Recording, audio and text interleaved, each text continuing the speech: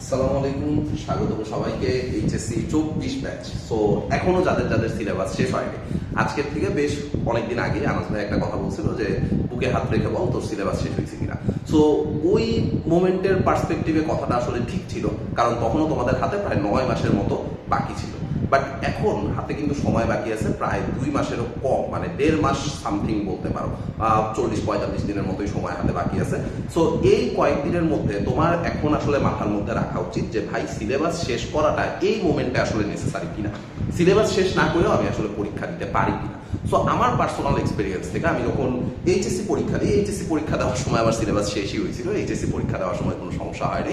But যখন ভার্সিটিতে উঠলাম, ভার্সিটিতে ওঠার পরে আমি আসলে মানে সিলেবাস শেষ করে কবে লাস্ট পরীক্ষা দিয়েছি এটাই আমার আসলে মনে নেই। বাট আমার কিন্তু সবগুলা কোর্সেই মোটামুটি ভালোই রেজাল্ট আসতেছে। সো ছেলেদের সিজিপিএ আসলে কখনো জিজ্ঞেস করতে হয় না, সো এর জন্য আসলে সিজিপিএ বললাম না। বাট কাহিনী হচ্ছে যে সিলেবাস শেষ করাটা আসলে পরীক্ষা দেওয়ার জন্য নেসেসারি না।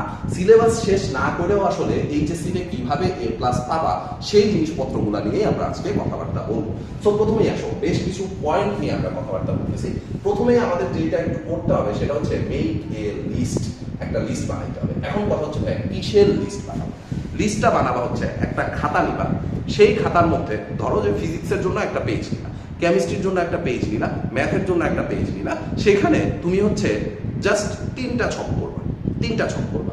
একটার মধ্যে লিখবা যেইগুলা শেষ হয়েছে অলরেডি, যেই চ্যাপ্টারগুলো শেষ হয়েছে, যেই চ্যাপ্টারগুলো ক্লাসে পড়াইছে বাট তোমার শেষ হয়নি, মানে তোমার কাছে হয়তো নোট আছে বা ম্যাটেরিয়ালস আছে, কি কি পড়তে হবে তুমি এই জিনিসপত্রগুলো জানো, বাট তোমার এখনো ওই জিনিসপত্রগুলো পড়া হয়নি।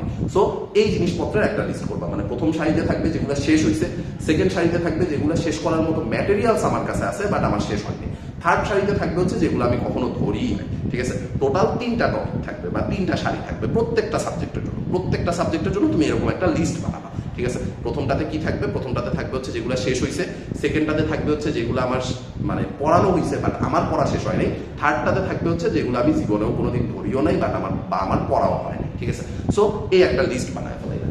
এই লিস্ট বানানোর পরে এইবার তোমার কাজ হচ্ছে ভাইয়া কোশ্চেনগুলো অ্যানালাইসিস করা।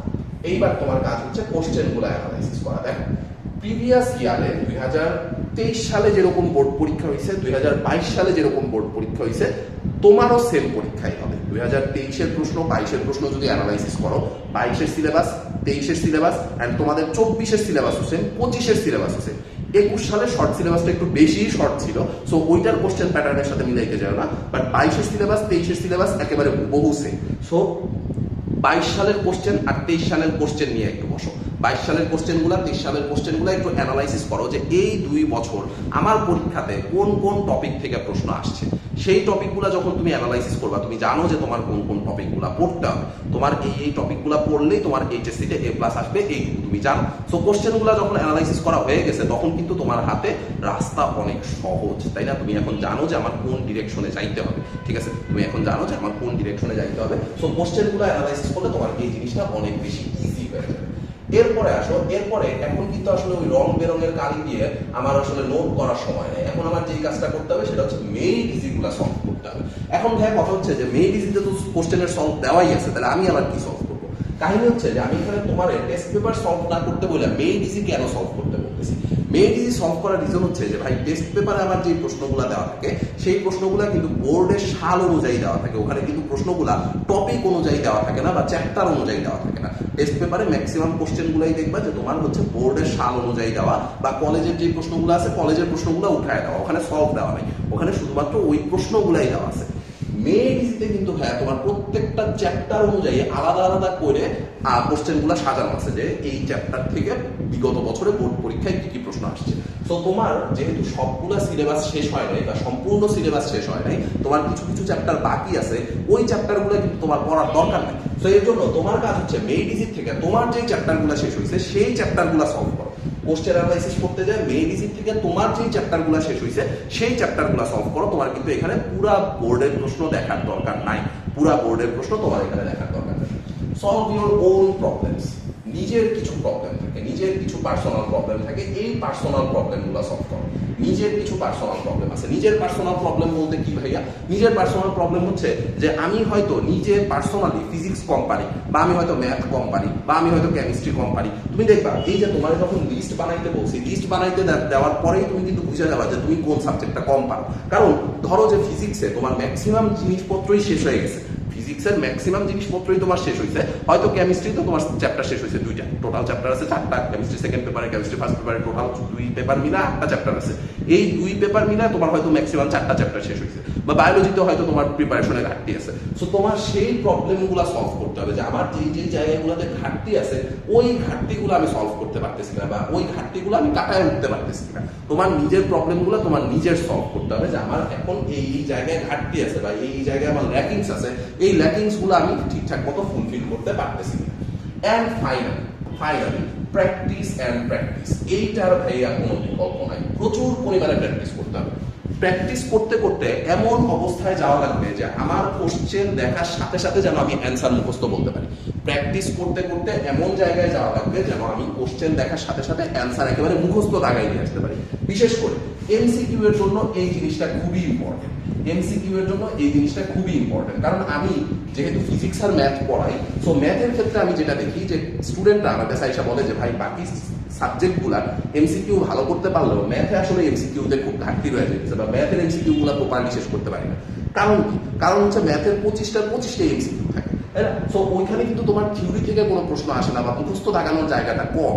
কিন্তু তুমি যদি এইটুকু একটু দেখো যে ভাই ওখানে কিন্তু একই টাইপের প্রশ্ন বা একই প্যাটার্নের প্রশ্ন, কিছু কিছু ক্ষেত্রে একই প্রশ্ন বারবার করে রিপিট করতেছে, এরকম হইতেই পারে যে বোর্ডে টোটাল 25টা প্রশ্ন আসবে, 25টা প্রশ্নের মধ্যে 10টা প্রশ্নই প্রিভিয়াস কোনো না কোনো বোর্ড প্রশ্নের থেকে রিপিট করা, বা কোনো না কোনো বইয়ের থেকে প্রশ্নগুলো তুলে দেওয়া। সো সেই ক্ষেত্রে তোমার যদি কোশ্চেনের অ্যান্সারটা ডিরেক্ট মুখস্থ থাকে, তোমার কিন্তু ক্যালকুলেশন ছাড়াই এখানে অ্যান্সার করা পসিবল। তুমি কিন্তু অ্যান্সারটা পুরোপুরি থিওরির মতোই দাগাই দিয়ে আসতে পারতেছো।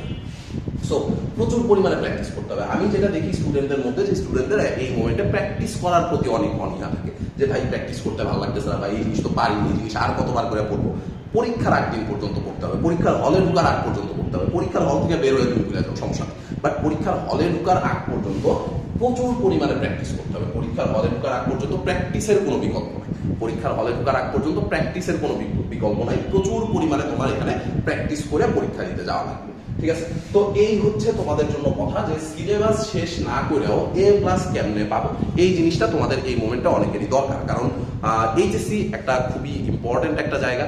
তোমার এইটার উপর ডিপেন্ড করতেছে যে তুমি সামনে আসলে কোন দিকে সেটেল হবা। তুমি যদি দেশে অ্যাডমিশন টেস্ট নাও দিতে চাও, কোনো প্যারা নাই, বাট এইচএসসিতে তো একটা ভালো মার্ক লাগবে, তাই না? এইচএসসিতে আমার একটা ভালো রেজাল্ট লাগবে, এইচএসসিতে একটা ভালো পজিশন লাগবে। সো এইটুকু যদি তুমি এনশিওর করতে চাও যে ভাই আমি এইচএসসিতে এখনো সিলেবাস শেষ করতে পারি নাই, সামহাও অনেকেরই ভাই এরকম লাইফে অনেক মানে অ্যাক্সিডেন্ট থাকে, অনেক মিসম্যানেজমেন্ট থাকে, হয়তো তোমার ফ্যামিলি ক্রাইসিস থাকতে পারে, তোমার পার্সোনাল লাইফের কোনো ক্রাইসিস থাকতে পারে, যেটার কারণে তুমি পড়ালেখা করতে পারো নাই, বা সামহাও তোমার ততদিন পর্যন্ত রিয়েলাইজেশন আসে নাই। এখন হয়তো তোমার রিয়েলাইজেশন আসছে যে না, আমার পড়ালেখা করতে হবে, এইচএসসিতে A+ পাইতে হবে। সো সেই ক্ষেত্রে তুমি যদি এখনো চাও কাম ব্যাক করতে পারো। সো এইখানে একটা কথা লেখা আছে যে work smart are not harder.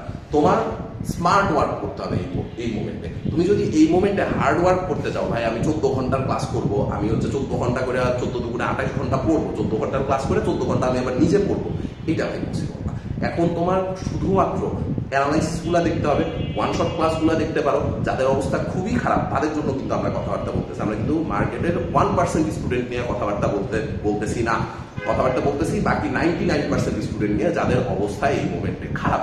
So তোমাদের জন্যই হচ্ছে আমরা চাইতেছি যে তোমরা কোনো না কোনোভাবে অ্যাটলিস্ট A+ টুকু সিকিউর করো, তারপরে বাকিটা দেখা যাবে। আল্লাহ যেখানে কপালে রাখছে সেটা তো হবেই, বাট তারপরেও নিজের চেষ্টা দিয়ে অন্তত A+ টুকু সিকিউর করো, তারপরে বাকিটুকু অ্যাডমিশনে দেখা যাবে ইনশাআল্লাহ। সো আশা করি এই জিনিসপত্রগুলো তোমাদের কাজে লাগবে প্রিপারেশন নেওয়ার জন্য।